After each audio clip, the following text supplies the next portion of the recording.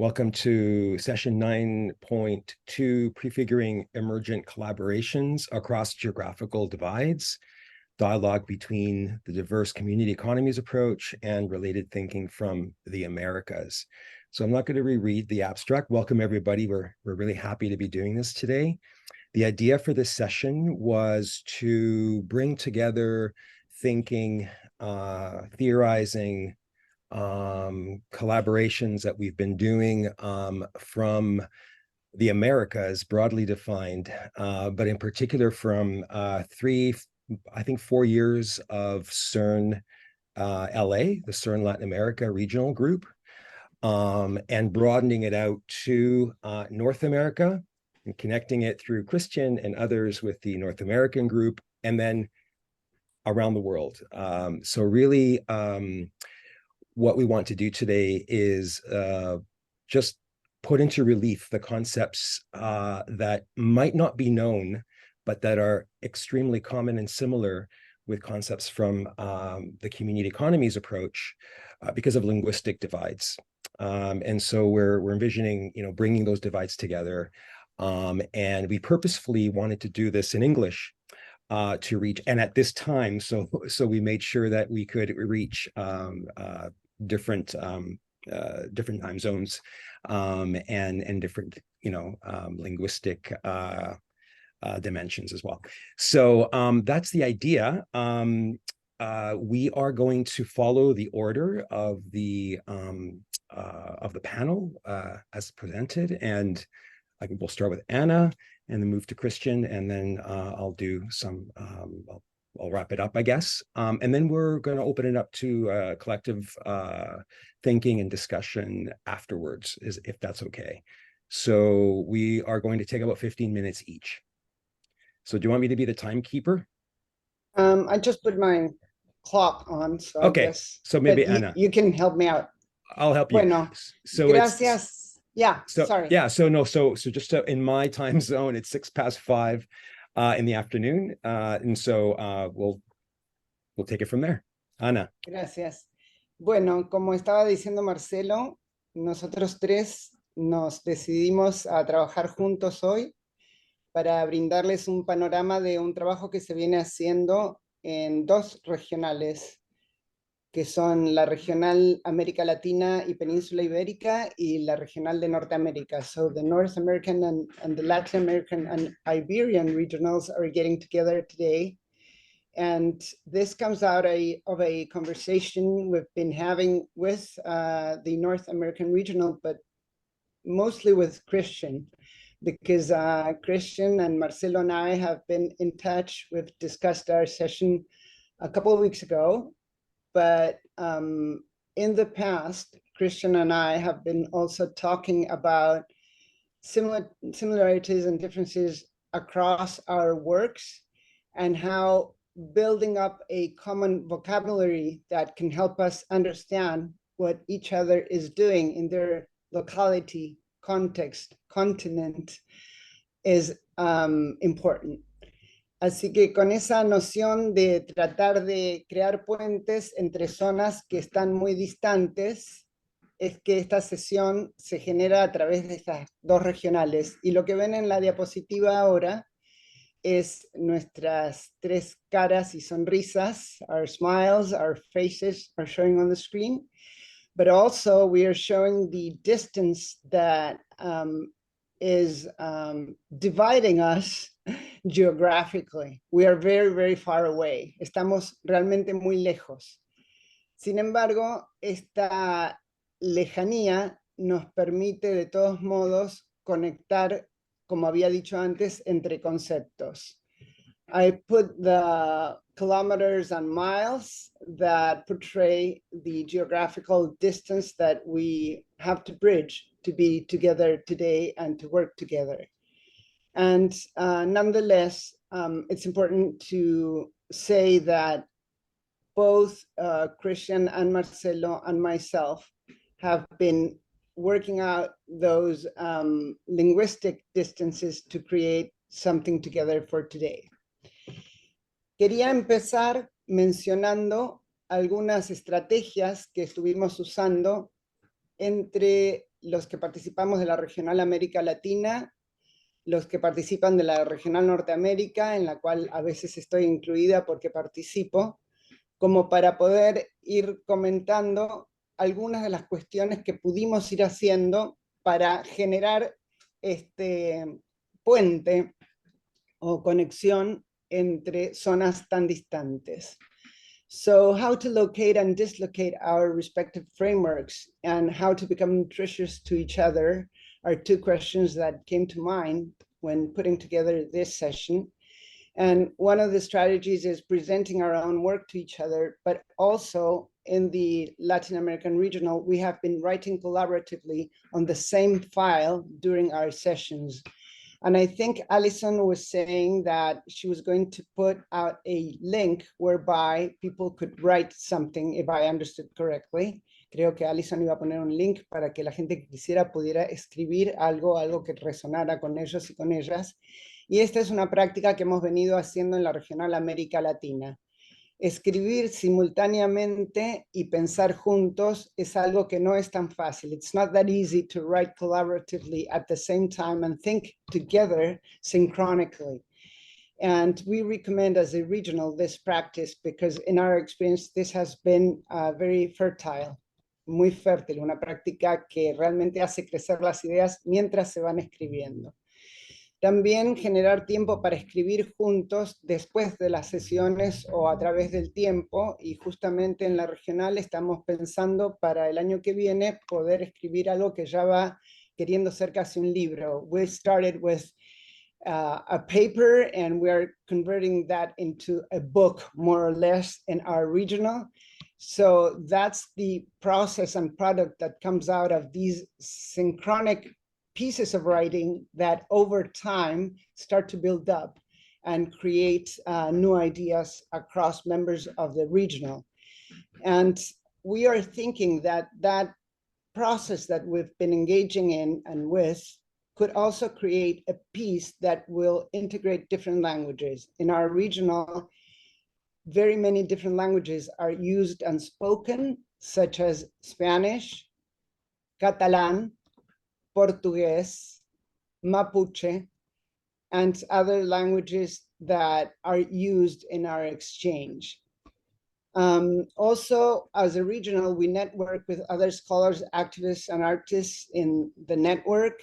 We participate in other regionals, as I said. We participate also in dialogue with what's called the CEI, which is the Institute for Community Economies or Community Economies Institute, because some of us are members of the Institute. And so in relation to CERN, we bring back and forth ideas that are being discussed in both places. We also take up the opportunity to participate in pieces of writing that are started out by other members of the network, be that in Spanish or English, and we also translate work being done in one language into the other. Entonces, estas prácticas que estoy mencionando ahora tienen la intención de mostrarles que a través de estas geografías distantes, de todas maneras, fuimos encontrando modos de crear puentes y tender lazos que se traducen concretamente en el hacer juntos. Doing together is the overall concept that would summarize these practices. I want to emphasize too that the CERN América Latina started in 2018. En el 2018, we started our regional. And after these 5 years of practice and meeting monthly, we have created a repertoire of techniques of engaging in discussion, writing together, and also, like I said, communicating out or outside of our regional. Entonces, este concepto del estar juntos basados en la práctica concreta y el poder hacer juntos a pesar de la distancia y de que lo hacemos mayormente a través del mundo digital virtual, se torna relevante porque ha sido sostenido. So sustaining these practices, this repertoire of practices over 5 years has proven to be very, very important. And that's something we wanted to share with you. Aquí voy a brindar algunos ejemplos en los minutos que me quedan de cómo esta práctica continua y sostenida nos fue permitiendo delinear algunos aspectos que creemos importantes para compartir hoy, o yo empiezo con estos y después vamos a compartir lo que traigan Christian y Marcelo. So here I'm going to show a couple of examples, or maybe actually just one example of these practices that I've been talking about that we have sustained over time. And so what you're seeing on the screen is the date we started as a regional, but also the work we did over 2019 and 2022. When we started, we were more focused on getting to understand together as a regional some of the key concepts of the community economies and diverse economies work. Entonces, al principio, en el 2018, estábamos bien enfocados en entender algunos conceptos básicos que creíamos importantes de esta red. Algunos de los conceptos son metodológicos, el inventario. So some of the concepts are really methodologies or are maybe both ways. They are concepts and they are methods, such as the inventory. So is reading for difference, which is a conceptual framework and a methodology for engaging in reading. And we, over time, understood that also this reading for difference may be related to other ways of talking about reading in America Latina. For example, the work of Paulo Freire, who speaks about reading the word, reading the world. Entonces, este concepto de reading for difference, leyendo a través o en diferencia, en nuestras discusiones fuimos viendo que se parecía o podíamos ponerlo a rodar con conceptos que son conocidos para nosotros. Por ejemplo, un concepto de Paulo Freire, que es el concepto de leer la palabra y leer el mundo. Ahora, en inglés es word and world, y en castellano pierde un poquito ese chiste de esa una letra de diferencia, pero igual es interesante que empezamos a encontrar parentescos.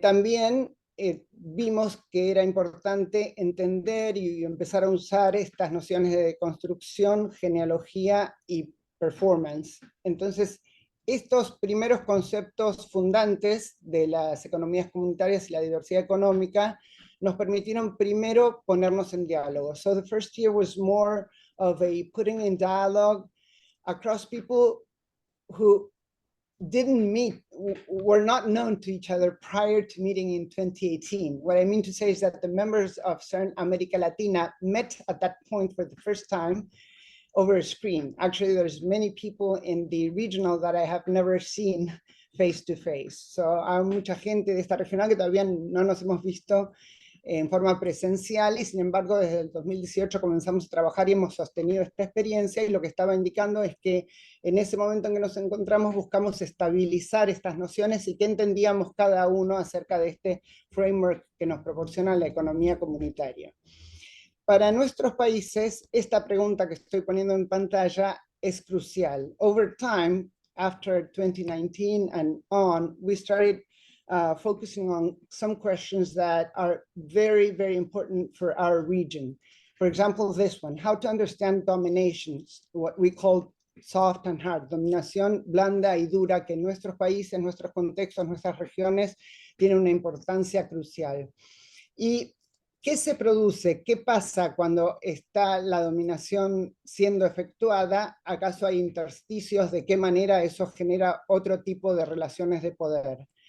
Con estas preguntas en mente, lo que comenzamos a hacer es que en nuestras presentaciones íbamos generando comunicaciones donde, a partir de tomar inventarios cada uno en la localidad en la que estábamos, pero aquí el inventario está enfocado a las relaciones de dominación. So I'm saying that we use the notion of inventory also to document, identify, and start to describe how domination plays out. We know that the inventory originally was created in terms of understanding the economy. And in our case, we put that concept to dialogue and that methodology to dialogue with the question about how a specific kind of power of domination plays out. And the question was whether we could identify ways, specific ways in which this plays out.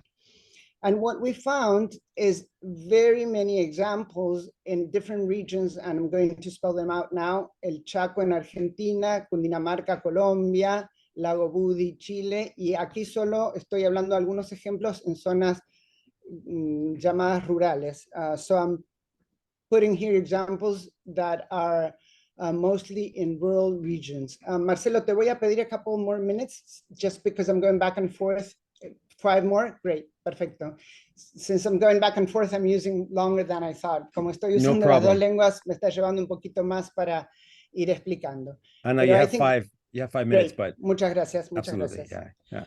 Entonces, lo que estaba diciendo es que con este modo de ir pensando estas nociones originales, en este caso la noción de inventario, y ponerla a trabajar en una pregunta que es caliente, fundante para nuestra zona, se empiezan a desplegar cuestiones como que el poder opera por doble vía, es decir, opera reprimiendo con formas de coerción y de exclusión, pero también se van creando en los intersticios zonas de poder social solidario, posiciones colectivas, y inclusive se generan nuevas organizaciones. So I'm spelling out what's on the screen to explain that when putting together questions and methodologies, the questions were created in our monthly meetings, but the methodologies and original concepts are brought into our framework by the work of community economies. So we're putting these together and starting to see things that maybe we didn't see exactly in this way. We're not as using these kinds of ideas, methodologies, and concepts. And what we also find out as a regional is that in order for us to think about, for example, the issue of domination, it was important also to think about structures of power, issues of redistribution or concentration of resources, and the so-called articulaciones or networking. I'm providing these examples that came out of the work that we did as a regional using the notion of creative tensions.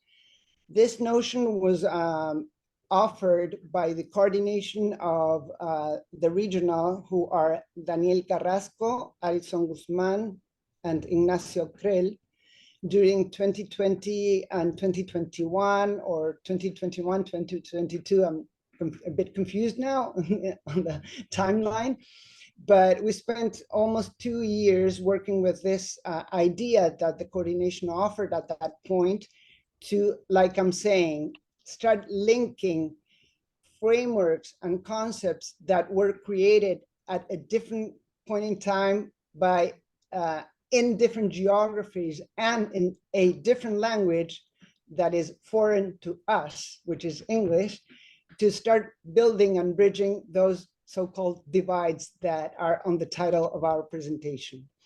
In doing that, we also started realizing that it was very important to start mapping out and dialoguing across the literature that we know and share in our countries, mostly written in Spanish.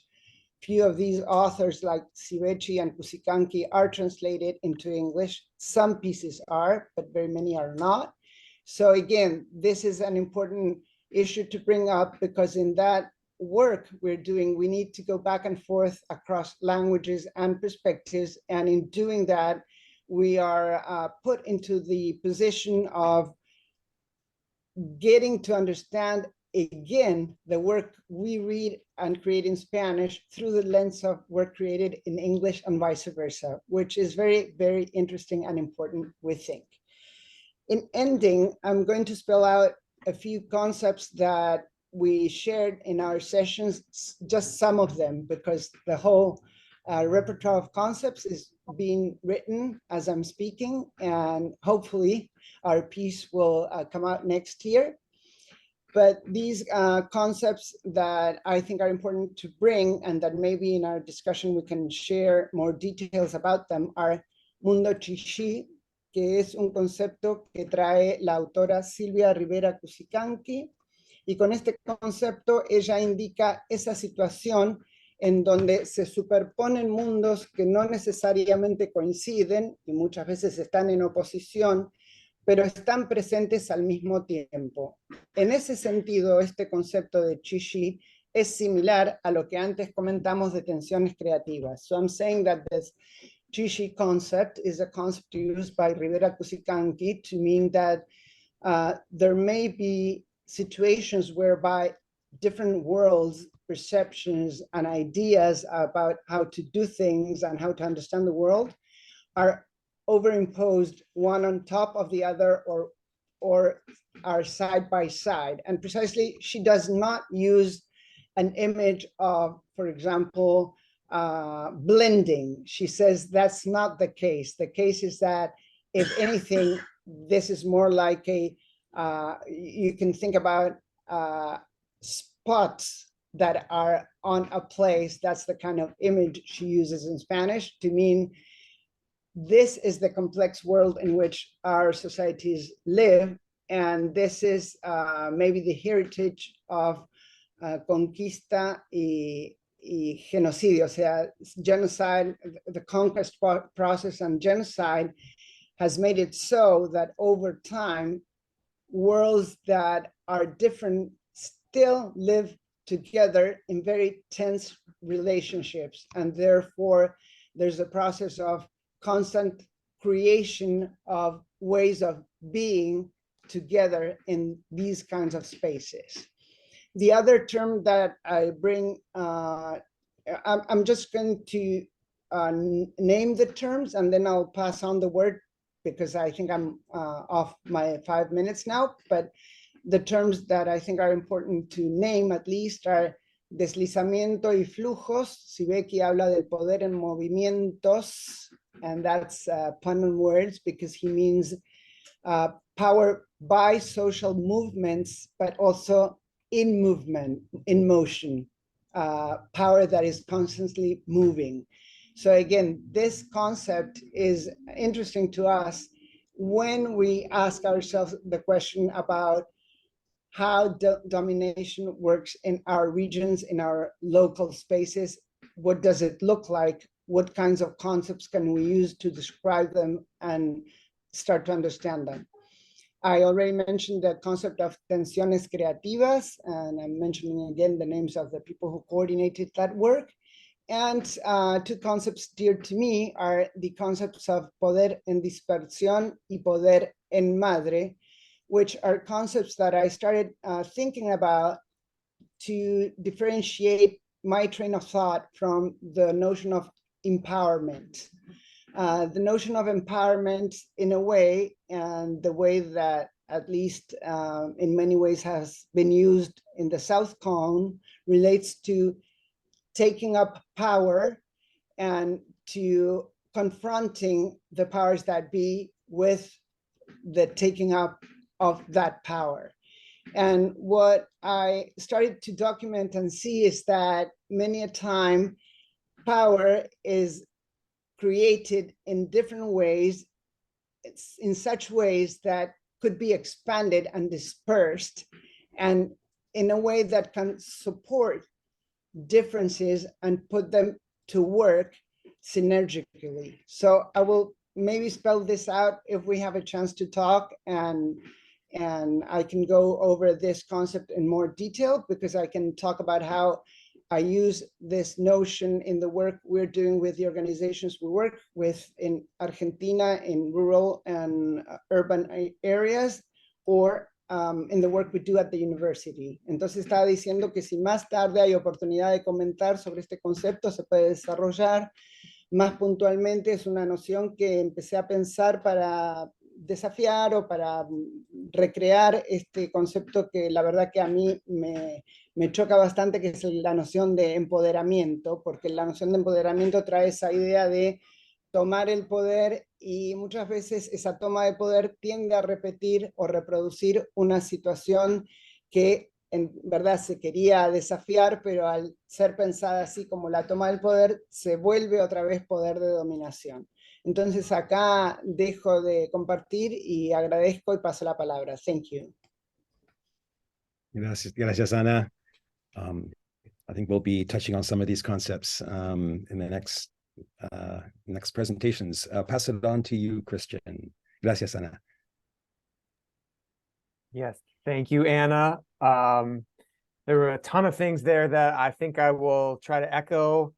I do not have good enough Spanish skills to do a two-language presentation, so apologies. It's going to be English only. And I'll also say there are currently some workers in my house drilling holes in my walls. So if it sounds like my house is shaking behind me, that is why. I would like to contextualize what I'm going to say by I'll start out by saying just a little bit about the sort of CERN North America group and some of the things we've been thinking about, sort of the way that Anna contextualized the work that's been going on in CERN LA. CERN North America reading group just started last year, and it was Kath Gibson was at Harvard, and there was a moment where people, including Eric Sarmiento and myself and a number of others, were thinking that it would be good to sort of connect and think about things that people in North America were working on and thinking about. And for the first set of readings, we decided to actually sort of start with some of the questions that Anna is posing. And in particular, we proposed a set of readings within Black geographies, and sort of thinking about geographies of racial capitalism and Black geographies and potential overlaps with CERN. So when Anna's talking about worlds that exist sort of side by side and maybe overlap a little bit, the thinking was, there are a lot of similar questions about whether it's questions of subjectivity or the power of different kinds of discourses, or different takes on political economy that we're trying to sort of decenter or destabilize certain understandings of class and capitalism. We undertook a series of readings to try to think about potential overlaps, but also tensions between those kinds of things. And so, the piece that I'm going to talk about, and I will share my screen here and pull up some slides around this. In particular, we read a piece by Sylvia Wynter, and we read, it's actually the first couple chapters from this book, Sylvia Wynter on Being Human as Praxis, co-edited by Catherine McKittrick. And I will pop into the chat a few different resources here for thinking about this stuff. Here we go. Let me know if that works. There's a few links in there. You can find readily available PDFs of the chapter that we read, which was the opening interview in the book. But that interview with David Scott is also super useful for understanding this stuff. And so Anna was actually at the session where we discussed Sylvia Wynter in CERN North America. And after that session, Anna and I had an exchange about a lot of the different ideas that came up during that conversation and how they resonated with things that people in CERN LA had been talking about, and some of the things that Anna was thinking about. And so I think the invitation for me to join this session came from some of those conversations. And so what I would like to do is sort of do one little piece of what Anna was talking about and say, how the conversation in CERN North America took Sylvia Wynter and some of the concepts that Sylvia Wynter presents, and then tried to think about some of the questions that this poses and some of the possibilities that this poses for diverse economies thinking. So that's sort of the idea of the presentation here, and hopefully that makes sense. So what I'm going to do is I'll just give you a really super fast biography of Sylvia Wynter and who this person is, a really fast overview of some of the ideas and sort of the core aspects of the thinking, and then an overview of some of the questions that this raised for CERN North America, but also that we might continue to think about. And those will be in line with a lot of the questions that have already been raised around, certainly core concepts from diverse economies thinking, like subjectification and discourse, political economy, all that stuff, but also questions about translation and questions about sort of thinking, connecting across difference and different sort of epistemologies that might come from some of these different worlds alongside each other. I think that's a really useful way to think about it. Okay, so hopefully that makes sense. Stop me if there are questions or things that are not clear. But hopefully things are clear. So first things first, Anna, do you have a question? Yeah, I was just going to say that I am going to summarize some of your points in Spanish on the Okay. chat, but just a few because I think people can follow, but just in case. Gracias. Gracias. Okay, so I'll start with just a very brief biography of Sylvia Wynter. And I think, kind of what's interesting here is both the range of different kinds of intellectual and artistic enterprises, but also the sort of geography of the lived experience. And that's going to come through when we think about the concepts in the work. So Sylvia Wynter is born in Cuba to Jamaican parents in 1928. Parents were an actress and a tailor. And then I think at the age of 6, moves back to Jamaica, raised in Jamaica, very sort of scholastic achiever, but also in the sort of the world of the arts and creative production alongside that actress parent. Gets scholarships for academic work, but is also trained as a dancer and originally intends to study sort of dance performance at university. Goes on to study modern languages with an emphasis on Spanish, and particularly kinds of Spanish language formations at the University of London.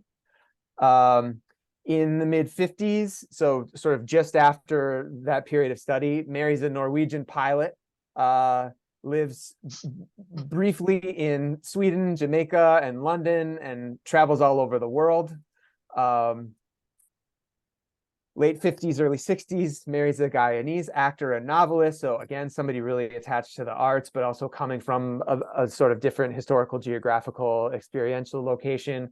Begins writing theater and radio drama, writes a novel.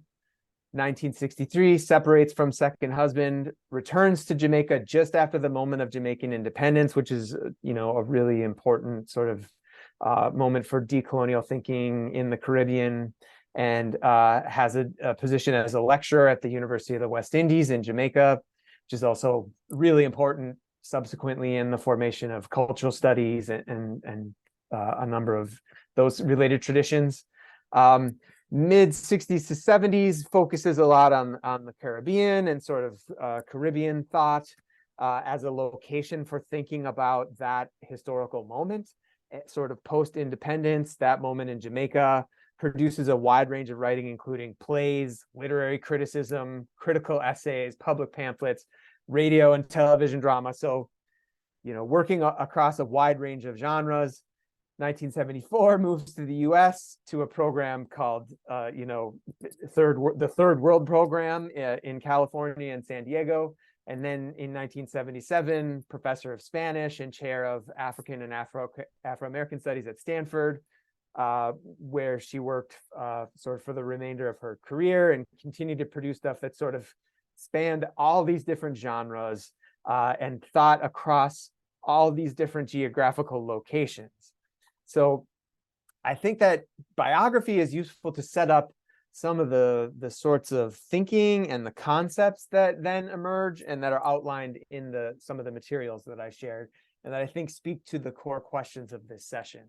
So here are just some sort of brief, a brief summary of aspects of Wynter's work that I think are useful to think about. So the first thing is it's deeply hybrid in the sense of being sort of geography spanning, but also thinking across language and actually sort of doing a lot of translation between different kinds of concepts. And it's very genre spanning, everything from plays and novels to theater to critical essays, all kinds of different things.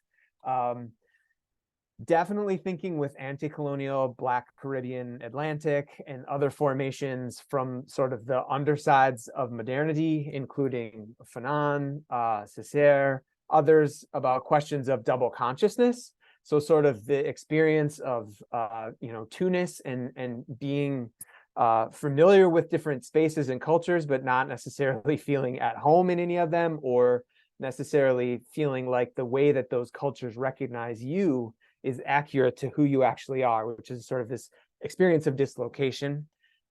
Thinking about the coloniality of dominant ideas and ways of being, and understanding the figure of the human and what's possible for humans and human thought and practice.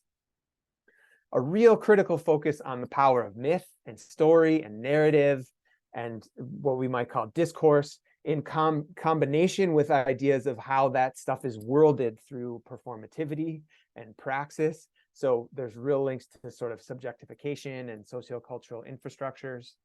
A very deeply historicized sense for sort of the power geographies of different epistemologies, and sort of the way that different ways of understanding the world, and indeed different origin stories, cosmologies, and ways of narrating man and the human, have profound power to shape people's understandings of selves and groups and their practices and their relationships to each other. And Winter really goes through a number of different ways of understanding the human, including sort of very religious-based understandings, homo economicus, or very like economic rational understandings of man, to what Winter thinks of as homo narrans, or humans as storytelling creatures who world things and negotiate relations largely in relation to story and narrative, which is interesting to think about alongside diverse economies, community economies thinking. Combining all of those, Winter is very sharply critical and aware of sort of racial and othering discourses, and the ways that sort of culture and what she calls mythoi shape bios. So it's not that there's some innate human nature that then comes out in the form of culture and is rooted in biology. In fact, it's that there is this powerful storytelling aspect of humanity, and the way that we understand ourselves in the world actually ends up having real consequences over long periods of time in terms of different versions of the human that get sort of allowed to thrive or not, especially in sort of the colonial encounter. So a deep sense for sort of thinking about particularly categories of race and difference and how those are at play. And then, thinking across all of the above, the language. So if you read this piece, and when people read it in CERN North America, they were very struck by the thickness of the language and the way that Winter makes up new terms and, whole new sorts of, kinds of vocabulary and concepts to get at this, and sort of literally to come up with a new language that might allow sort of counter thinking and forms of counter narrative that could break from the power of some of those ways of thinking that we've inherited from the past. So there's a lot of intersections with CERN and diverse economies thinking here that you could probably start to pick up on, but I've highlighted a few here, right? So sort of thinking with formations from the undersides of modernity, this sort of focus on power and myth, story, discourse, and performativity, thinking about epistemological power geographies, critiques of homo economicus and the sort of the grip of the imagination of sort of different versions of the economy and how that relates to all the questions we think about, the creation of new languages and terms for thinking about this stuff, and trying to think about forms of counterpraxis.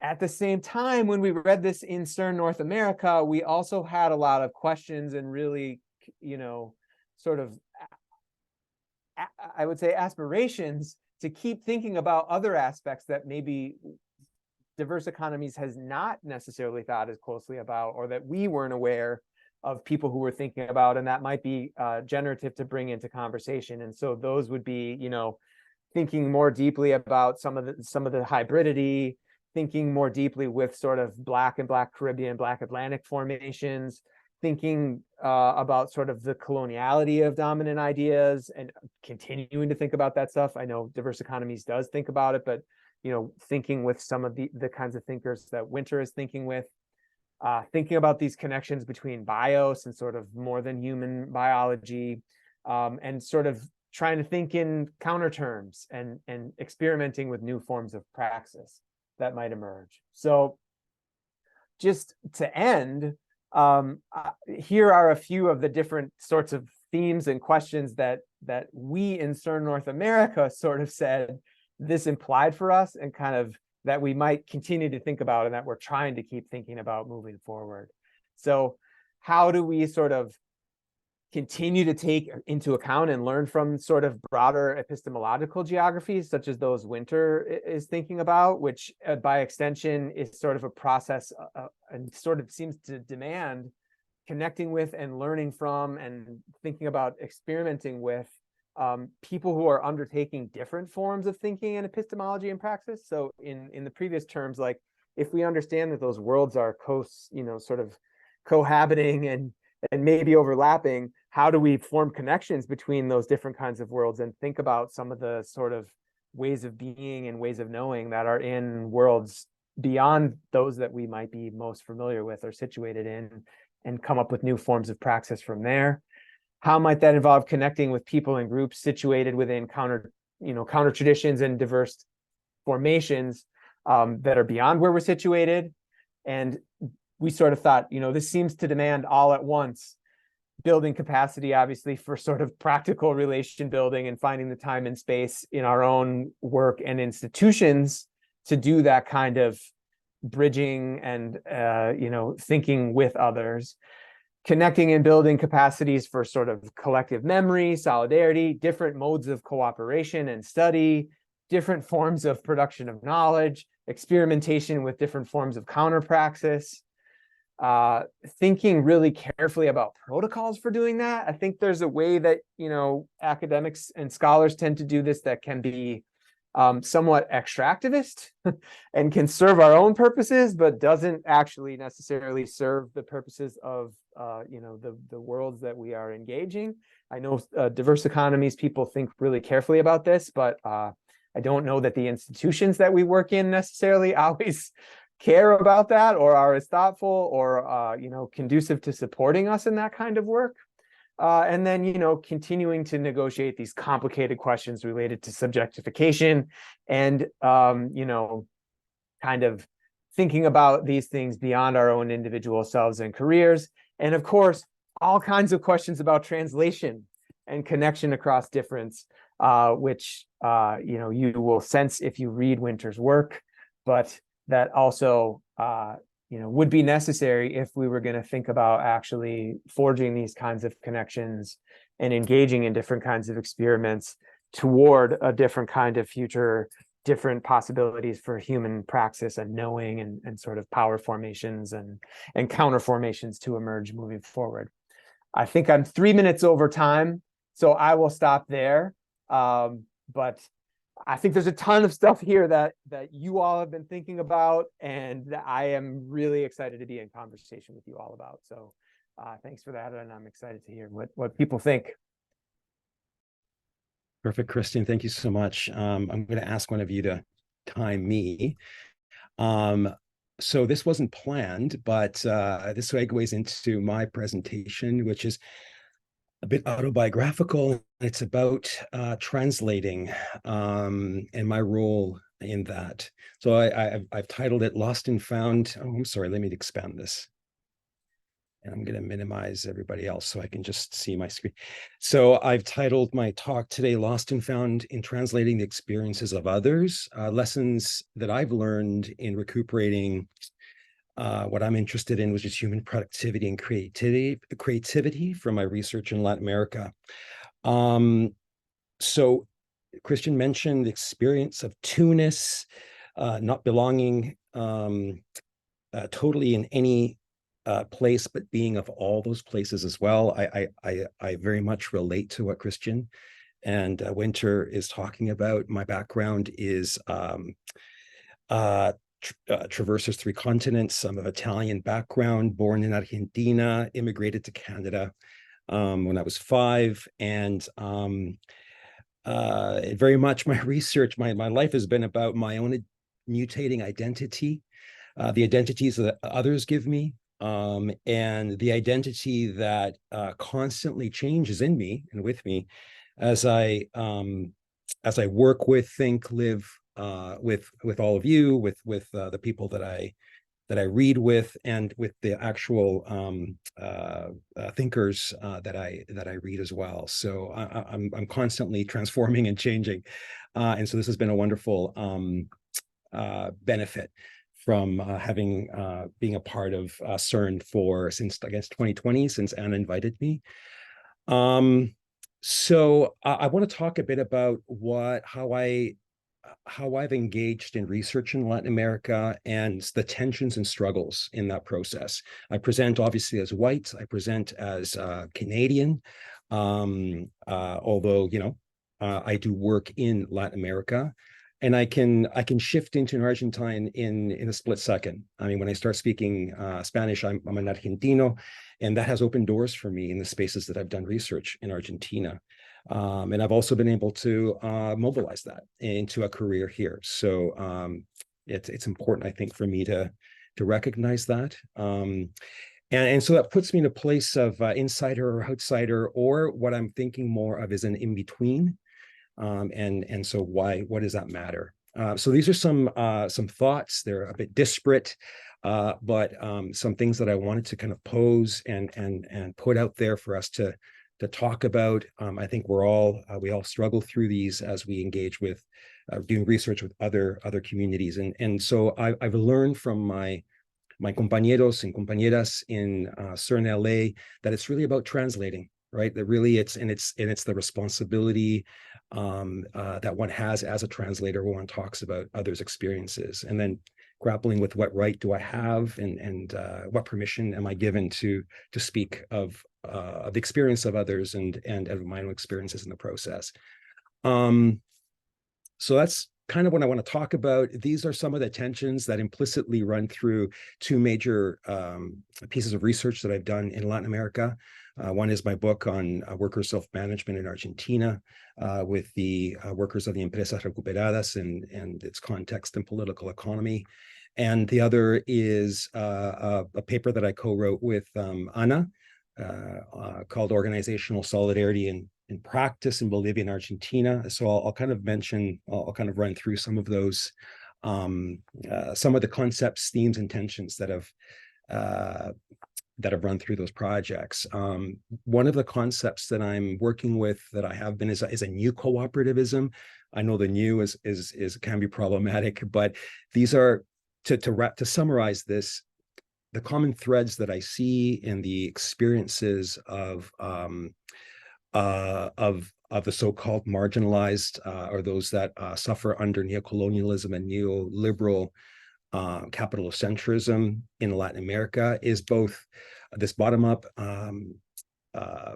activity of contesting that these communities have agency and contest the marginalizations put upon them by neoliberalism and neocolonialism, but also their creativity to move beyond. And it's at the same time, it's actually one and the same, contesting and moving beyond, resisting and creating. Another concept that I've learned from the communities that I've worked with is the notion of recuperating what was once lost and is now taken back by those that once possessed it. And this is something that capitalocentrism seizes. So capitalism ceases to value itself, but it's really valuing the struggles, creativity, and productivity of those of us that actually do the production, right? The holding of the past, present, and future at the same time, especially in indigenous notions in Latin America. And I'm going to talk a bit about the Chi-Chi and other notions that I've been introduced to, and then how this is transformative of organizations, communities, and subjectivities. And then the agentic position of refusing to work. At times, sometimes needing to work, sometimes refusing to work, and the notion of refusal of work, reconceptualizing the economy and what it means to produce, distribute, and consume collectively rather than in an extractive way. So some of the methodologies and the transformations that I've experienced, especially since being involved with CERN, and I thank you all for welcoming me in, is from going from a traditional Eurocentric critical theory. That's my training and my PhD is in European critical theory, continental theory and critical theory, to then expanding that substantively in the diverse economies approach and looking at local knowledges, hybridities, sociologies of absences and emergences, learning and struggle that I've been able to articulate because of these new lexicons and new ways of thinking, and this resistance and creativity. So some of the work that I've done with, or that I'm beginning to do with Anna, that we're doing together, kind of embraces these methodological positions and entry points, inventory of experiences and practices, the notion of entry point as well, thick description, and weak theorizing or rearguard theorizing. And what I think Anna and I are beginning to think through is the generative and emergent theorizing with the communities that we work with. And I'm involved in a wonderful project that we've just started with Anna, David, and her team, working with neurodiverse communities that are desiring to convert into cooperatives. And I really see this expressing in the workshops that we're doing with them, especially the generative theorizing together with the communities that we're working with. When we wrote the piece Organizational Solidarity and Differences, one of the organizational solidarity and difference, one of the major critiques by one of the reviewers that really compelled Anna and I to kind of revisit our piece was the notion of America Latina, or Latin America itself, and how it's a contested notion. But it's a notion that the very communities that we work with use as well. So we had to dig deep and problematize and look at what this means. It's an imagined space. It's a neo-colonial project, but it's also an imagined space. And so how the communities, how autochthonous communities think about this space, this region that has much in common because of its relations with neocolonialism and neoliberalism, but also specific differences depending on regions and even depending on locales within regions, right? So notions of Abya Yala, America Negra, America Profunda, Walumpo, Sujus, but we then chose to return to using Latin America as a placeholder and as a shorthand. And so we still struggle with that tension. This map, this upside down map by the Uruguayan artist Joaquin Torres Garcia, kind of really encapsulates some of the ways of rethinking America Latina. So how do you and we translate experiences, the experiences of those that we work with, that we do research with? And even the language that I've been using, and Christian mentioned this, the extractive language that we're taught as PhD students in training, to go in and and get data and get findings and then write them up. This has really been intention and really thinking this through. So solidarity and difference, but also commonalities, that we do share experiences, even though we might be from different locales and different backgrounds, but certain experiences, especially as power, as power kind of looms over us, we experience that in ways that we can draw common ground on, and so these are kind of the spaces and openings that I think provide a really rich point from which to do the type of work that's that includes the communities that we're working with. So how do we deploy these concepts and the concepts of others across these linguistic divides, but also geographic divides, without reproducing colonizing ways? So I just want to mention 4 authors that have really influenced me, and that we've been taking up in CERN LA, and that's the work of Raquel Gutierrez Aguilar, who's a Mexican a sociologist who's done work in Bolivia, and she's taken up the notion of Pachacuti, which is a Quechua term referring to the processes by which the order of things as it is used to be is challenged. It's like turning what is considered the status quo inside out, right? And so the notion of Pachacuti, and in so doing, collective doings emerge. And then the notion of Chichi that was mentioned by Anna as well, from Silvia Rivera Cusicanqui, And for me, this is what is more striking to me is this is an Aymara notion from Bolivia, the region of Bolivia, which in contemporary kind of critical theory lexicon, it would be prefiguration. But the seizing of the past, or not the seizing, but the taking into account the past, the present, and the future into projects of what Rebecca Sikanki calls indigenous modernity. That is, in acting and in doing and in coming together as collectives, and in thinking of the world. Actually, it's another ontology. It's an ontology that keeps always present, or holds the past, the present, and the future, and everything. Very much an indigenous way of knowing and doing that is also practiced throughout the Americas, and in particular North America as well, that I'm familiar with. Two other authors that have really helped me work through the effects of and the possibilities beyond capitalocentrism's violent silencings, and erasures are the work of Marxist historian Guillermo Almeida and Argentine journalist, revolutionary, and author. Actually, he wrote the first nonfiction novels about 9 years before Capote's In Cold Blood. And that is in a book called Operación Masacre. But let me just read this, and then I'll stop, and then we'll have some summative thoughts, and then we'll open it up to discussion. Argentina's empresas, says Guillermo Almeida, Argentina's empresas recuperadas, or worker recuperated enterprises, reverberate with infrequently used words charged with old political content: solidaridad, autonomía, autogestión.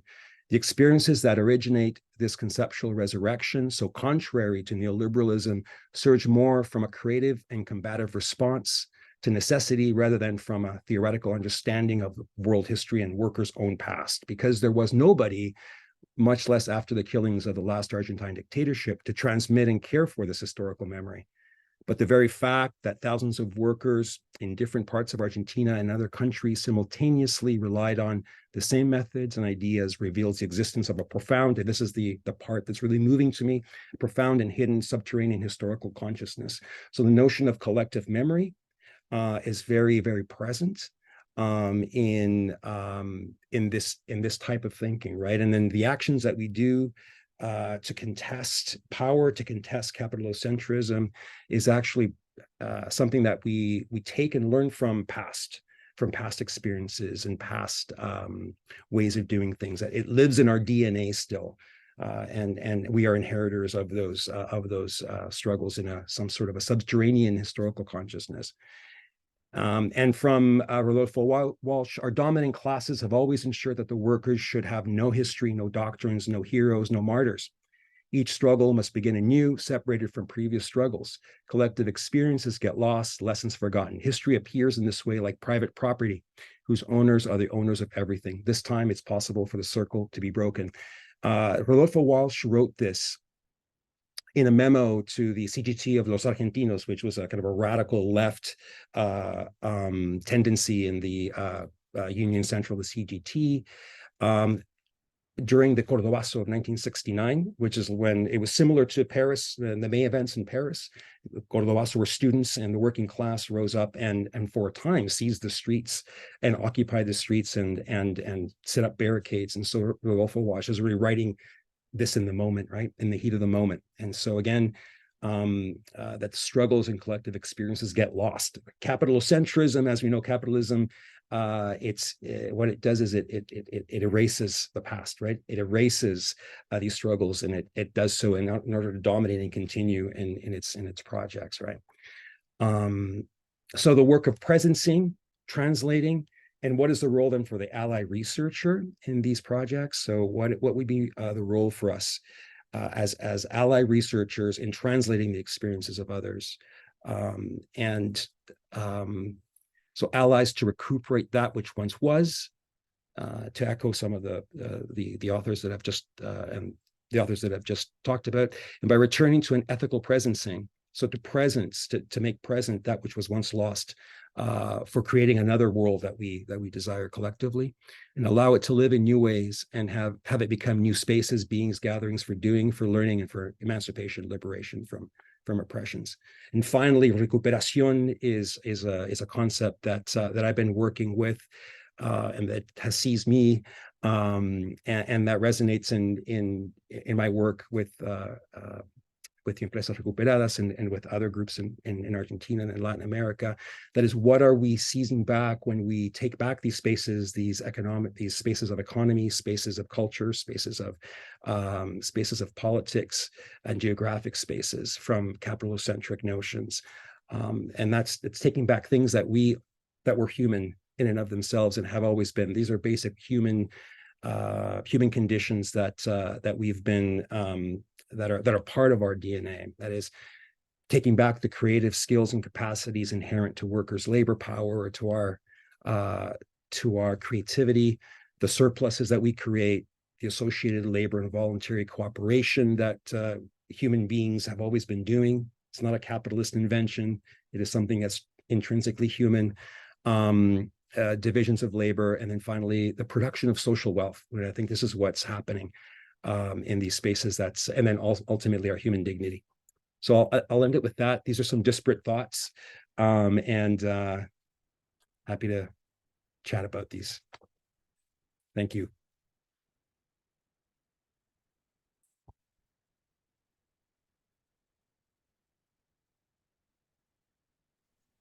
Thank you, All right. Marcelo. Yo estoy con la cámara apagada porque tengo muy mala conexión de internet. Después igual voy a volver a probar. Maybe I can put it on again, but my internet is really bad. We have like 25 more minutes, pero since Allison had said also that, I think she's putting something on the chat, I just wanted to tell you that, but I'll leave it to you since you're sharing and coordinating, just to let you know that Allison put that. Okay. No, just I would like to open it up to thoughts and discussions and commonalities. Might we want to take 5 minutes for people to stretch their legs and gather some thoughts, and then come back and hit it refreshed? That's a great idea. Okay. That's a great idea.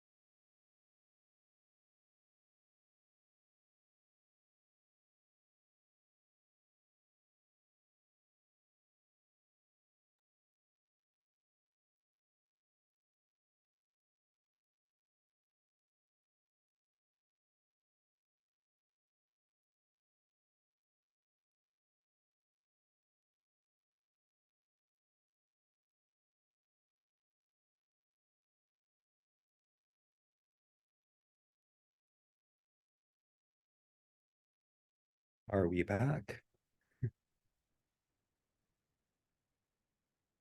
Shall we start a conversation?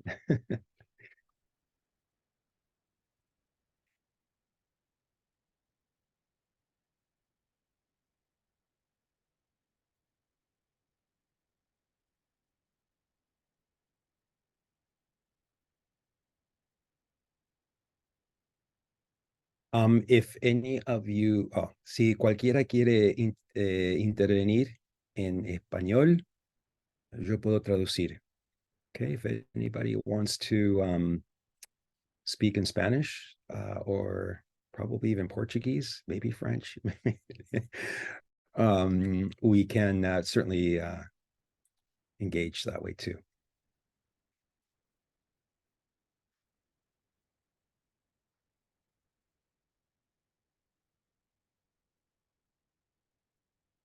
So, I mean, any thoughts, any similarities, commonalities, provocations? Yes, Jenny. Hi everyone. Kia ora. Thank you. That was just so rich. I feel like my head's swirling with so many ideas that I need time to process. So thank you all so much for just being so stimulating, and my brain's like, oh, feel like I'm on the little mouse in the wheel. Everything's spinning. But one thing that did really strike me, and Christian, it was when you were talking about Sylvia Winter and her background, and that incredible range of in a way skills that she had, including working with dance and so on. And I think this is also that's something that struck me through a number of the sessions in Liviana is, and you were sort of talking about her translating across different languages, and they're not just linguistic languages, but translations across embodied ways of knowing and more creative ways of knowing.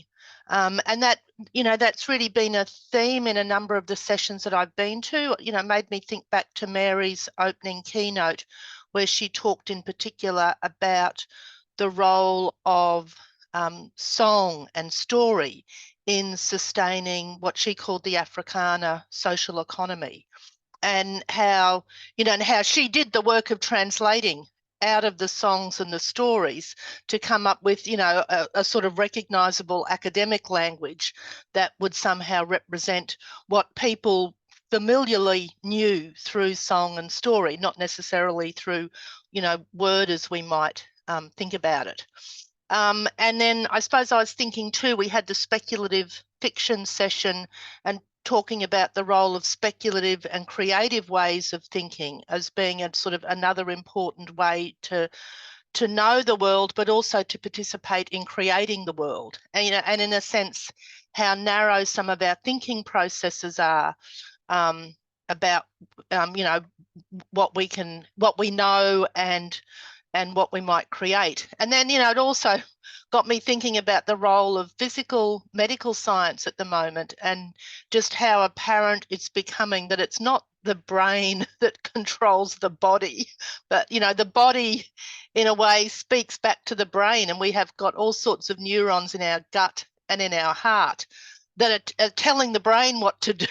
We always have thought the brain is the control center, but how medical science is showing that even how little we know about the human body and how the human body processes work, and how it, makes sense to talk about things like a gut reaction, because it is our gut telling us something, if we can shut our brain up to listen to what the gut's saying. And then I think also, Marcello, what you were saying about, I agree with you. I love that phrase about, and I tried to capture it, about, where did I put it? If I don't say I delete. Yeah, the profound and hidden subterranean historical consciousness, and that idea of a collective knowing that speaks to the temporality of knowing, and the idea of, translating across time. and how it's so important not to lose that historical context and that historical collective knowing. So I just, I'm just thinking about all the multiple ways like how little we know, as we talked about this yesterday with Christian in the session on Vanessa Andriotti's book, Hospicing Modernity, and the value that she gives to not knowing, and how little we know and how much work there is to do in translating across so many different medium, not just linguistically. So I just, wanted to put that out there. I'm reminded I was listening to a podcast. I can't even remember when or what podcast, but they were talking about, we talk about the five senses that we have. And actually we have like 25 or something like that, or maybe even more. We don't even know how many senses we have. And how much the body knows, and how little we understand using our brain. Like, so for example, those a lot, when you put two lines and one is bigger than one is longer than the other, but you don't really see it, and it's or they're the same lines, right? Those kind of those mental trick books and that stuff that really, like, well, there it is, they're the same size lines but they look different, and things like that. So there are a multiplicity ways of knowing, which is, I think, what indigenous cultures from around the world are aware of. Yeah, and I'll just say, Jenny, as people were presenting, I was thinking about those two other sessions that I was in with you as well, the sort of speculative fiction and the hospicing modernity, because there does seem to be like a ton of overlap. And I was also thinking about this question of, in terms of the profound historical sort of counter consciousness, sort of what you do when there are maybe like absences of memory, or when people no longer necessarily hold or maintain those forms of knowledge in explicit form. And it made me think, like, Jenny, you started to answer my question a little bit in your comments, because when I teach Sylvia Winter in my cultural research classes, I've sometimes taught it alongside Diana Taylor's book, The Archive and the Repertoire, that talks a lot about how, Eurocentric forms of knowledge think about history and tradition and knowing as written language, as documents, as things that can be located in an archive. But Taylor's thinking particularly with, forms of knowledge in Mexico and in sort of the Americas, and thinking about how a lot of the knowledge is actually in forms of what she thinks of as the repertoire. That might be performances, they might be different habits, different practices, and different things like that. And so, there's a way of thinking about like being attuned to those kinds of things when you're thinking about submerged radical traditions. But it also made me think of what we talked about in the other session around sort of speculative fabulation, or the process of sort of like thinking about counter histories and surfacing counter histories and inviting people to sort of imagine and inhabit counter histories that may have pieces of, actual history to build on, but then sort of get into the speculative realm of thinking about different forms of speculative futurity by sort of like inviting different groups into the process of sort of fabulating the historical memory in places where there may be gaps or things, there may have been partial erasures or things like that. So same as you, Jenny, so many thoughts, my head is swimming, and I try to take like some notes during the 5 minutes. So many things that we could think about, but I appreciate the richness of everybody's presentations. Hello everyone. I'd just like to comment, I think, to Marcelo's piece. I've just been listening in. I just was driving and now I got stationary, so coming on screen, but there was the point that you made about the kind of the way that solidarity economies and cooperative economies and diverse economies have been framed as in very kind of temporal ways, that these are things from the past, and this the capitalocentric dominant narrative that there's a sequence of events, and this kind of reinforcing this almost social Darwinism about this notion that cooperative forms of operating economically are somehow primitive, or whatever the thinking is. So I was really struck by that, and I'd just like to know if any other kind of thoughts that you have around, because this is really relevant to my work in trying to I'm looking at platform cooperatives, and I really like the expression used around ally researcher as almost an alternative to activist researcher, or some other types of it. I don't know if that was intentional to kind of create some distance from the notion of the foregrounding the activism or the role of the researcher in that context. But I appreciated that, and kind of how then the researcher kind of reifies the notion of the researcher being in support of those communities that you're trying to serve or work with. So I thought that's what I might have picked up on with the intent of that turn of phrase. But I really appreciate it, and I thought it was really relevant to think about how we might be able to work to surface the fact that this is a constructed narrative, that cooperative economics and these forms of economic participation are primitive, or and really surfacing that critically with communities that we're working with alongside and in support of, and then looking at how do we take back some of that narrative. And I know take back the economy. I'm sure that there's a lot of tools and that, and a lot of the work that's been done with folks here. So yeah, any other thoughts just I guess around how do we go from thinking of cooperative economic development, if you will, in these kind of pre-modern or past and kind of past terms, and start thinking about them in future terms, and then how you kind of bring the past, present, and the future into one, and if there's any ways to connect that with some of the narrative discourse around the future of cooperative economics. Yeah, so those are great thoughts. I have three things, but I don't know if I can remember them all.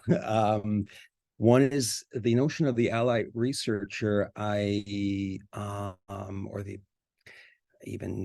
So the ally researcher, I learned from the Zapatistas, from reading about the Zapatistas, the notion of acompañamiento, which is accompanying, walking with, not walking, not coming in and going. So if you go to Zapatista communities and you want to do an interview, forget it. It's not going to happen.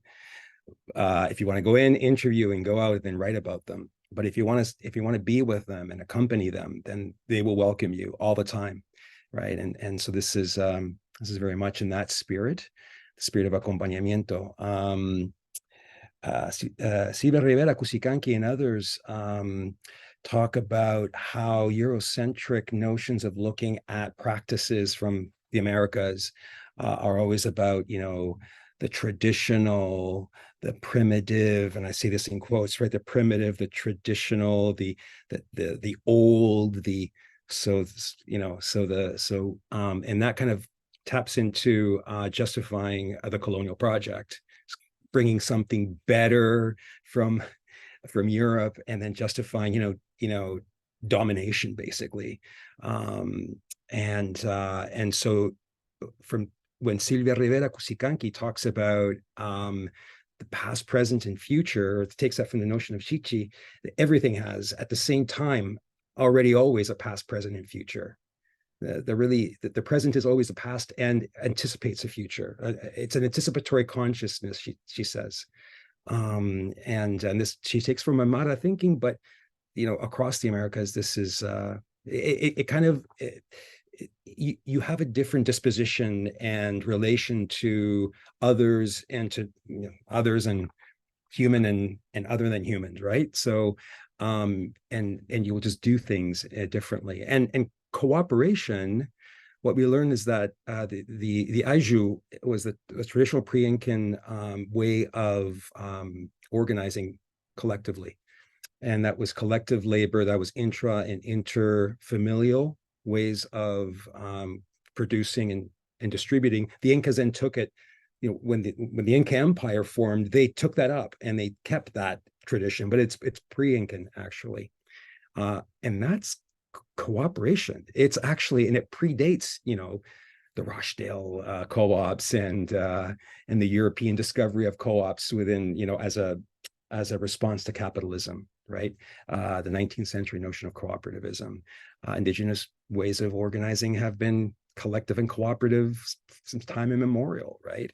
And then interestingly, that from Afro-American communities and what we learn of the Maroons and the Quilombos and the freed slave movements was that when they organized, they would organize collectively as well and cooperatively in the tradition of, their ancestors. So this kind of puts on its head that, if you do a genealogy of cooperation and cooperativism, you can't start from the Rochdale co-ops. It actually predates by millennia that, and interestingly, also capitalism seizes on the cooperative power of human beings, right, for its own ends. So there's a whole chapter in Capital. Marx kind of was aware of this. He wrote a whole chapter called Cooperation, and it wasn't about our co-ops. It was about how human cooperation, is seized and mobilized to produce value for capitalism. So the notion of I came to the notion of recuperación before I had read about Take Back the Economy. And it's interesting that Take Back the Economy is in a similar spirit to the spirit of recuperación in Latin America. Awesome, thank you. Thanks for the comments. Yes, Bradley. Well, yes. Do we have until half past the hour? It's a 90-minute session. Actually, I think we have up to 2 hours, but yeah, that's what I thought. We said we would end it at 90 minutes, but if we want to keep on going, I think we have 30 minutos. Alison tiene la mano levantada. Allison. I don't know if anybody else wanted to speak, since I'm the liaison. I don't want to take up space. Let me just go ahead and put my camera on. It's late here, so I'm just kind of at home relaxing. But I have two things I wanted to say. The first is this relationship with I did enjoy, Christian, your introduction and insight into Sylvia Wynter's work, and I would like to actually delve into it a little bit more. It was a reflection that I actually recently made in a recent trip that I did with my partner.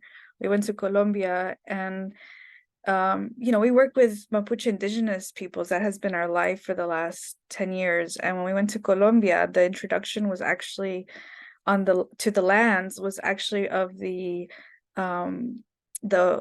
homelands of the Pacific people who ended up there as brought over as slaves. And so they created their homelands in the coasts of Colombia. And it made me think about indigenous and what really it means to be, to be linked to the land, and what is indigenous in that sense, considering that there also exists the Tairona people's ancestry. They're up more in the mountains, but indeed in the coast, I learned that of the descendants that were brought over and from Africa. And so I'm wondering, has this concept of being linked to the land, and not just in terms of identity, but this, what Robin Kimmerer suggests in reciprocity, and that nature exists because of us, whether that has also come up in Sylvia Wynter's work and in other maybe African descendant authors of, being linked to the land and developing some kind of language or relationship of reciprocity.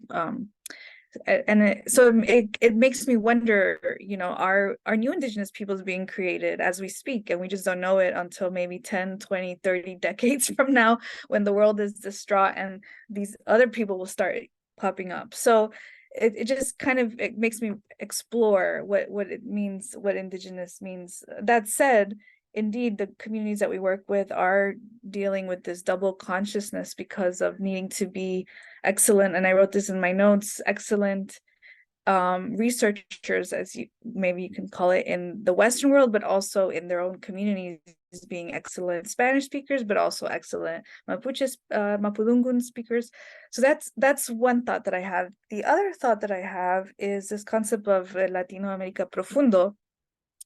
And ironically, even though I'm not from Chile, I was really it was really interesting for people to perceive me as Chilean in this recent trip to the conference and in Colombia. And I actually kind of liked being linked to the South America group, even though, you know, I mean, I do have family in Paraguay, and I mean, I have family all over, but I'm originally from Texas. My ancestry from my father's side comes from a history where Texas was still part of Mexico. So I have a really strong identity to that part of the world. But it was really fascinating for me to be perceived as part of this broader Latin American kind of community. But it did make me wonder, though, are we basing, and I put this in my notes too, is Latin America, is the identity based on the fact that we're not North American? And then, so in that sense, I challenge the North Americans, because I do wonder why it's so costly to adopt other languages in curriculums and identities. It's not just, I feel like it's not just about race. I feel like language is a big part, and that actually divides the United States as a border from the rest of the Americas, when in reality the history is much more complex than that. As I mentioned, my family comes from a time when Mexico used to be California, New Mexico, Arizona, Texas. I mean, not too long ago, 1860s. I mean, I have memories still from that. So I'm wondering, and I challenge the North Americans, and I challenge myself, how do we reach out to our neighbors below, quote unquote, or north, I should say, if we were to turn the map around, and figure that out? Because I feel that so much emphasis has been placed on this migration component, when in reality the networks across the Americas are very similar. If we were to erase borders, the networks beyond I guess geophysical territories are much more linked than we think. So how do I challenge the North Americans to think that way? And I wonder how we could do that. Anyways, thank you.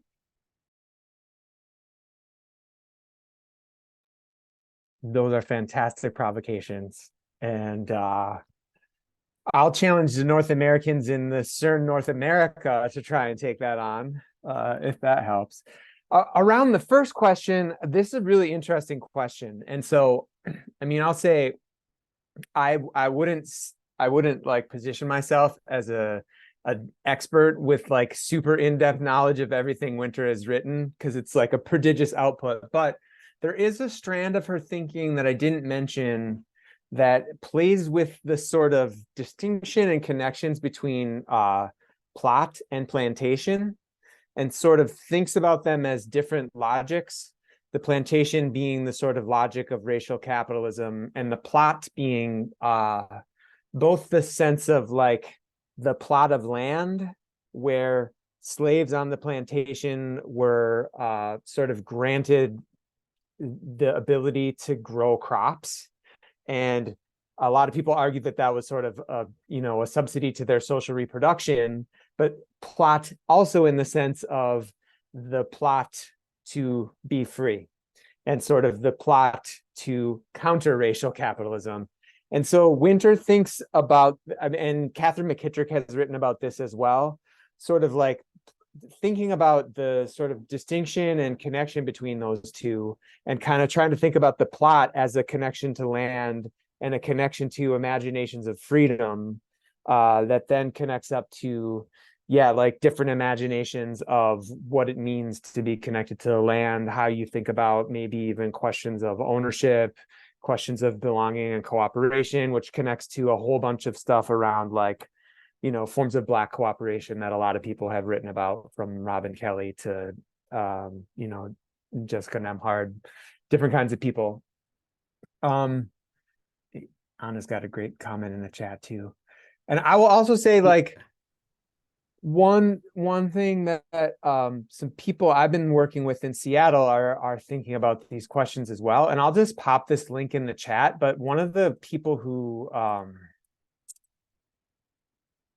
is he's like an artist, and he's a thinker, and he's thinking a lot about displacement and Black displacement in the midst of gentrification, but he's also trying to think that in relation to questions of Indigenous displacement and how there are tensions, but also potential overlaps between experiences of sort of Black diasporic peoples who were forcibly taken from their homelands and Indigenous peoples who have been displaced. So he sort of poses this question in this piece about whether there's a form of Black indigeneity, or whether there are links or ways of thinking about sorts of connections. And that's not to undercut, you know, Indigenous Americans or other Indigenous peoples' claims to the relationships to land, but just thinking about sort of potential solidarities in the trying to find counter ways of, you know, connecting to land and place despite those historical processes of violence and displacement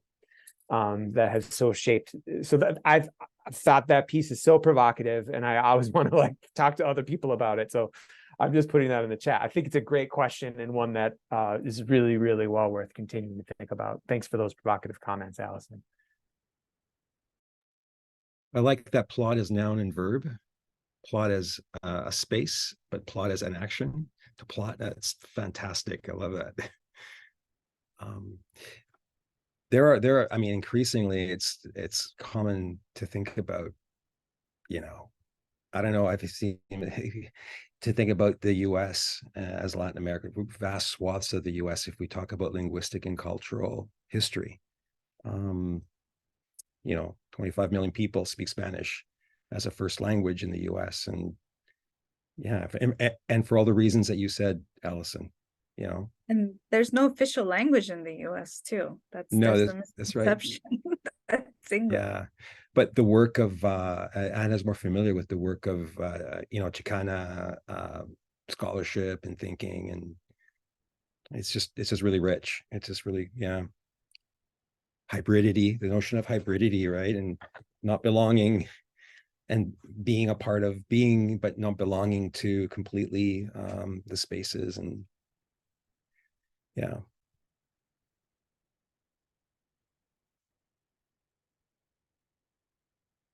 I listened to a podcast on the history of Jamaica, and when Columbus reaches Jamaica, and he got shipwrecked there in his third voyage, spent a year there.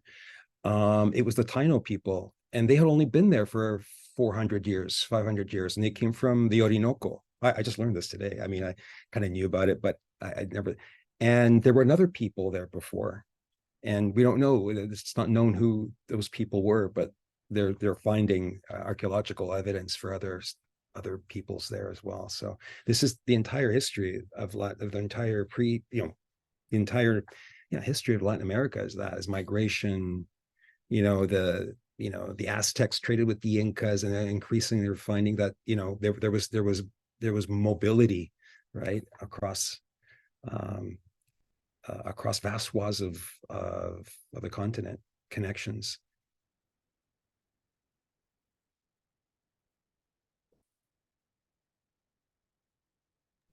The comment Christian made about you know, the intersection between Black and Indigenous peoples and identities, it makes me think of so where I'm from, the homelands of the Dakota and Anishinaabe people. So Minneapolis, Minnesota, and here in Western Sydney now doing my PhD.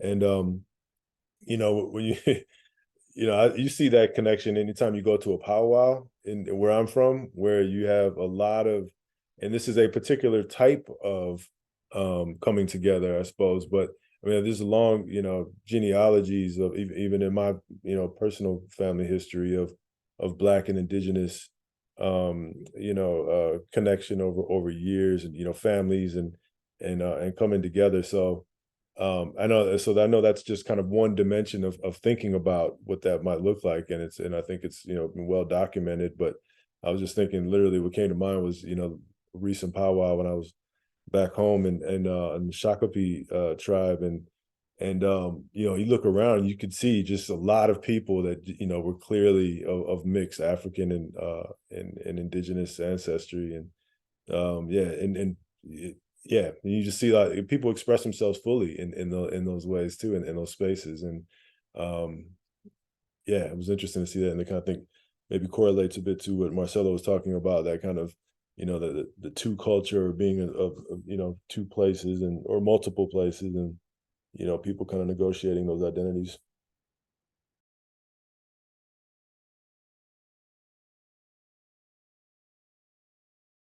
Anna, you have your hand up.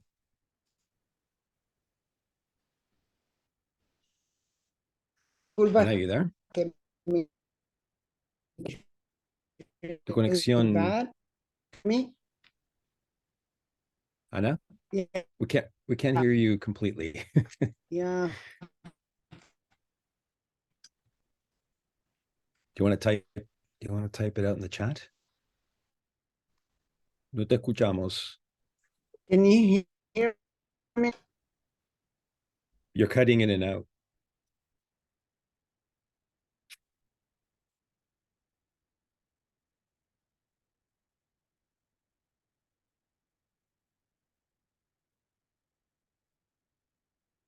Anna, you're still there? Okay. Okay, you went to Ulysses' session. Yeah.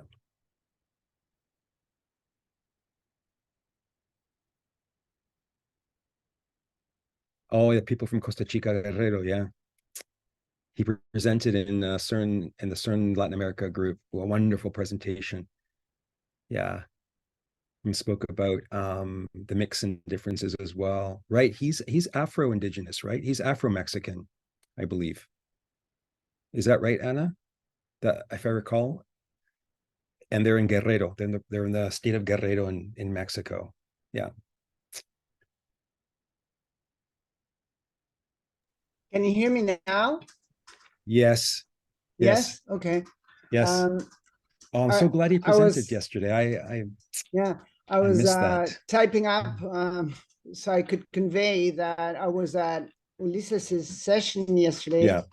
And we've been learning about his work in the CERN Latin American regional, but yesterday I got more detailed information because several people he is working with in Costa Rica presented. Am I coming through? Okay, can you hear me? Sí. In Costa And Chica. Costa Chica, sí, Anna. exacto, sí.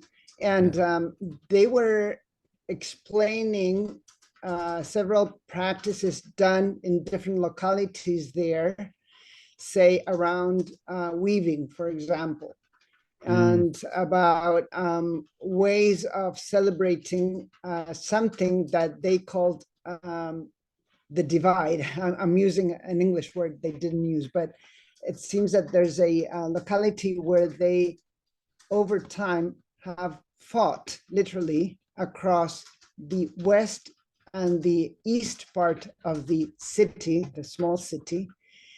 And at a certain point in time, they created a day for celebrating reunion across the west and the east.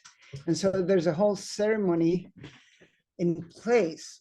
And I thought that was, to me, that was mind-blowing, because it means that they had acknowledged difference and violence, and also found a way to start elaborating it in a concrete ritual. So, and there's a word they use that is llorada, the weeping, and it's about weeping on each other's shoulders to express the notion that they want to ask for forgiveness from each other for the violence they've been experiencing. So I thought that was very important to learn, at least for me. And they were explaining that this also comes out of the history whereby people from indigenous peoples, redundancy intended here, were displaced by people brought into the area as slaves by white people. And later on, it seems that they divided up by ethnic identities. And so there are still, until today, differences and even racism across peoples from different backgrounds that they are trying to work out and elaborate in these ways. So I thought that was very, very inspiring and important, at least for me to learn. But also the other piece I wanted to bring in is regarding the practices like we were doing in certain America Latina. When we present, when each of us presents, we bring in this, like I said earlier, these ways in which we are trying to understand the repertoire that is at place in the places we work with people. And so by using this notion, we're able to see, like we said, maybe side by side practices that may be similar or different, and that they are geographically placed very close to each other. And so a question opens up in which way they are synergic and complementary, in which ways they're not. These are the kinds of questions we've been dealing with in our sessions, and I think it's interesting. It's important to bring up. That's what I wanted to say. Yeah, paso palabra.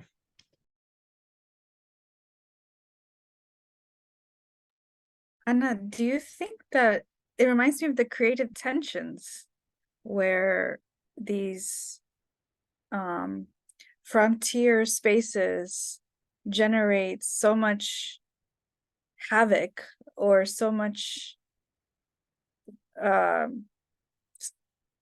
tension that the only option and way out is to create something new? And yes, I wonder, very much so. Actually, yesterday when I was at the session, I explained a little bit about the work we've been doing. And since we in certain America Latina are putting together this piece of writing, and maybe also together with pieces of oral history that we may upload somewhere. And so we're still juggling with ideas, but I thought that the pieces that were presented yesterday in his session were very important to bring forward and maybe enrich the work we've been doing. And it also it was also interesting to me because in certain America Latina we've been struggling with how to bring in people we respect and work with, collaborate with, and learn from to our gatherings. And for some reason, that's not very easy. It has happened a couple of times, but not very easily. But yesterday, there were like 20 people located in different small cities and different areas from Costa Chica, thinking through and working together with Ulises. I think they are related with him through the university, through some kind of class. But anyhow, I thought it was a very interesting setting. And I told Ulises that it would be nice to talk again about that kind of framework and setting for recreating that in our sessions. But I also want to say something else that is a bit uncomfortable to me, but I will say it anyhow, which is in this session, even though we advertised it in English, we tried, or at least I tried, and I think all of us did try to work it out through languages, but it quite didn't work. we ended up speaking in English. And I'm not blaming anybody. I'm not saying this is the fault of someone. It's just something that I noticed, and I want to bring this up. I did receive 2 messages, actually, people who were at the session and said to me, I really cannot follow, and I feel bad that you're translating for me. And I'm like, no, stay, because I can do it back and forth. I'm very used to doing it. But still, they didn't want to stay, and I respect that, of course. But I still think that on their part, on our part, there's something to work through, like this llorada that I was planning about, that east-west side of town that I was talking about, that I am sure I'm committed to this. I'm committed to bringing in as many languages as we can bring in, and not feel uncomfortable. And if we need more time, and if we need to wait, that's part of the thing we're doing. But I think that we need to work it out in everybody's minds. In other words, it's not that someone is imposing English, it's also that someone is feeling not competent in English, in the language of domination. At least in Argentina, esto es así. El inglés es la lengua de la dominación. English is the language of domination. Of course, Castellano is the language of domination in Argentina, in many parts as well. So it's very tricky. And I just wanted to bring that up. Again, I don't want anybody to feel bad about what I'm saying, but I think it's important to bring it up and somehow deal with it. So paso palabra. Can I just say quickly that I forgot. So I apologize for not also speaking in Spanish, but and it probably speaks to how English is my default language and has dominated me ultimately as an immigrant, although I speak fluently in Spanish, and I just forgot. I just presented in English. So yeah. So you have to be reflective about that. Yeah. But it could also be... and also, Sorry. oh, sorry, Allison, just time. I agree with that. We're also pressured with time, and it does take longer. And that's we have to shake that capitalocentric notion of time off too. Sorry, Allison. I wouldn't be so hard on yourself, because, okay, so just recently I joined Cultural Survival, their team, and they're working across the world, and now I'm learning how they're handling. So for example, they receive applications in many languages, including indigenous languages.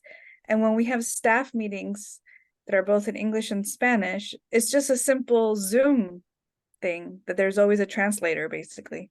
So it's a tool that just needs to be put in the Zoom platform.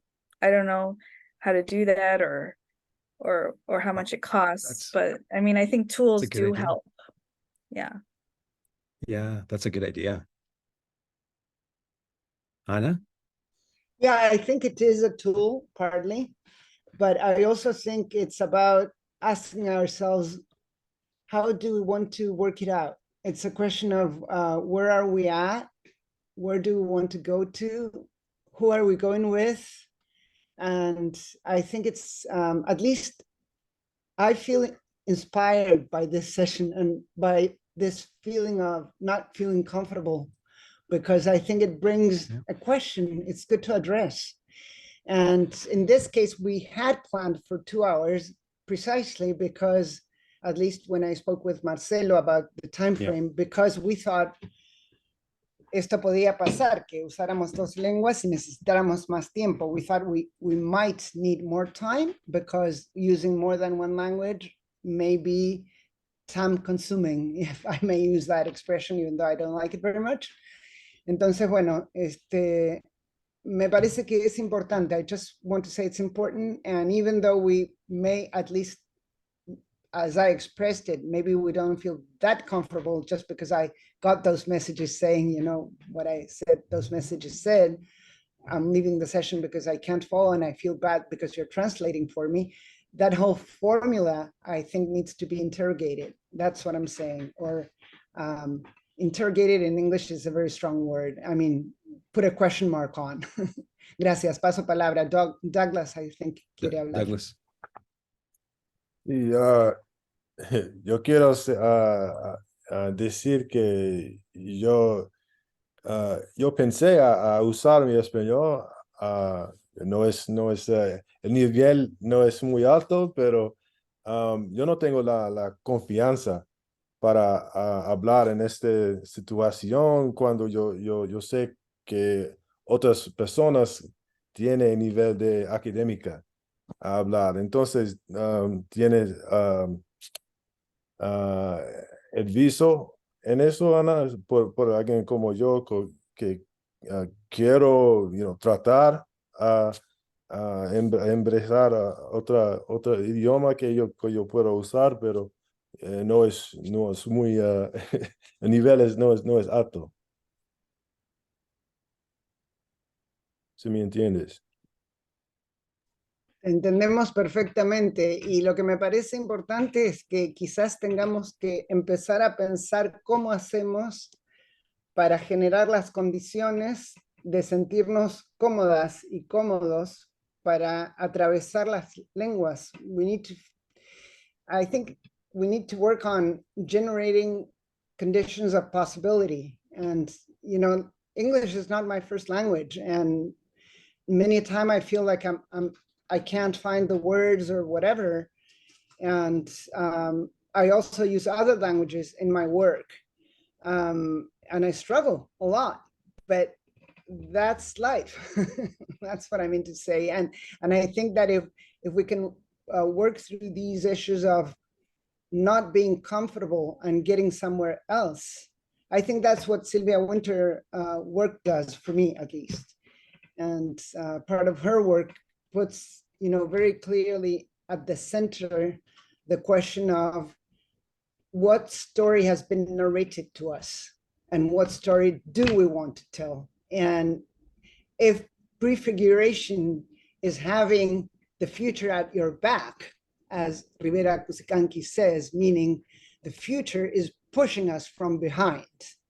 El futuro nos está empujando desde atrás y entonces estamos yendo hacia lo que queremos ser e ir. So if we want to prefigure, if we want to take this seriously, maybe there's some work we need to, all of us, it's, again, I don't want to put this as an Anglo/Spanish controversy, because I don't think that way. I don't think that's the issue. Gracias. Yeah, you can tell I'm Argentinian because I'm so sorry. I get very passionate. Rivera Cusicanqui, I just have it in front of me here. The whole preface is in Aymara. It goes on for about 20 pages. And the use of concepts, not the translation of the concepts, the use of the words in the writing in Spanish is very purposeful. But not only Rivera Cusicanqui, but that's very much part of how they engage with theory and intellectual work, right?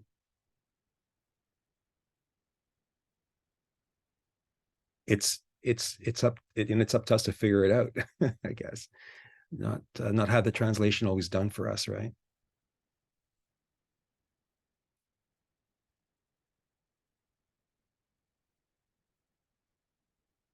I don't want to end with that. So, somebody else. Well, the future is multilingual. That's right. The world is multilingual already. Yeah. And also something that I learned yesterday, which I already knew, but it was really interesting to be there, is that in certain regions of Mexico, there are 10 different ways of speaking one language. There's one, say, Mayan language that was the origin of 10 different other languages. They're all used. So it's like, okay, that's a reality check for me. Yeah. So we Gracias. Gracias. That's inspirational. Yes. Un lugar donde hay 10 lenguas, vamos. Yes. So. Yeah. I think we are on time now. I think we've reached time. Quizás David, Julia y Graciela, que no dijeron nada, si quieren decir algo antes de irse, una palabra o algo aunque sea. Oh, Jenny has left. I didn't notice that. Okay. Alison, David, ahí va. Yo me voy a expresar en castellano porque no hablo inglés, no soy angloparlante y la verdad es que me quedé bastante al margen del intercambio por no comprender gran parte de lo dicho, digamos. Así que nada, los respeto mucho y me parece que fue muy productiva la reunión, pero me cuesta participar. Eso. Gracias igual por el espacio y por la invitación.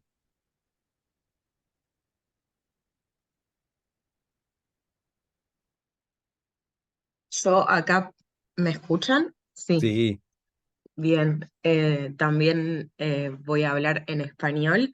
Eh, por suerte puedo ir siguiendo bastante bien las presentaciones en inglés, así que eso para mí estuvo bueno.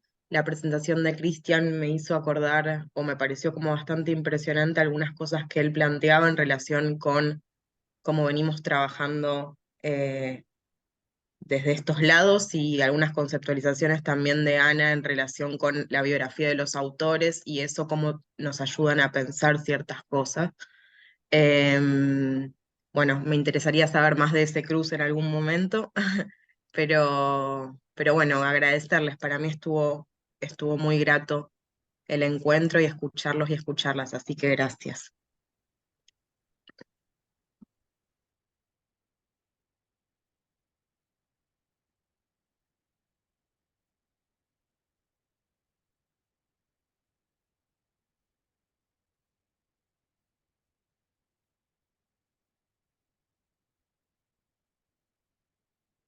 okay. I think we'll close it off. We'll say goodbye. What is it? Farewell, but not good. What is it? Farewell, but not goodbye, or goodbye, but not farewell. Decimos hasta luego, no hasta pronto, ¿no? ¿Cómo es? Bueno, eso, que nos vamos a ver pronto. Hasta la victoria siempre. That's what I say. Y hasta la victoria siempre. Hasta bye. Bueno, muchas gracias a todos. Thanks, todas. Thanks, Thank you. everybody. This was very Muchas fruitful, gracias. and thank you very much for the opportunity.